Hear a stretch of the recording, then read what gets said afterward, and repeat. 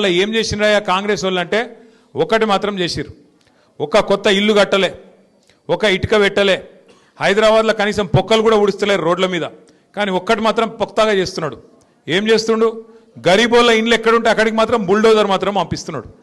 హైడ్రా అని చెప్పి ఒక కొత్త దుకాణం పెట్టి కొత్త ఇల్లు కట్టింది లేదు, ఒక పట్టా ఇచ్చింది లేదు. ఉన్న ఇల్లు గులగొట్టుట్లో మాత్రం ఫస్ట్ ఉన్నాడు, ఇల్లు మాత్రం గులగొడతా ఉన్నాడు. జూబ్లీ హిల్స్ వాళ్ళు, షేక్పేట వాళ్ళు ఇవాళ మీరు చేయవలసిన ఆలోచన ఒక్కటే, మీకు కారు కావాలన్నా బుల్డోజర్ కావాలన్నా ఏదో ఒకటి ఆలోచన చేసుకోరు. మీకు కారు కావాలంటే టీఆర్ఎస్ గెలవాలి, కేసీఆర్ గెలవాలి, గోపీనాథ్ భార్య మాగంటి సునీతమ్మ నిలబడ్డది, ఆమె గెలవాలి. ఇక మీ ఇంటికి బుల్డోజర్ రావాలి, హైడ్రా రావాలంటే మాత్రం పక్కా మీరేం చేయాలనో అది చేయండి. నేనేదో ఇది మిమ్మల్ని భయపెడతానికి చెప్తలేను, ఉన్న వాస్తవం చెప్తున్నా. ఉన్న వాస్తవం ఏంది ఈరోజు అంటే, ఇవాళ మీరు చూస్తే రేవంత్ రెడ్డి ప్రభుత్వం, కాంగ్రెస్ ప్రభుత్వం వచ్చినాక కోర్టులంటే గౌరవం లేదు, పేదవాళ్ళంటే గౌరవం లేదు. మీ దగ్గర కాయిదాలు ఉన్నాయా, కాయిదాలు లేవా, పట్టి లేదు.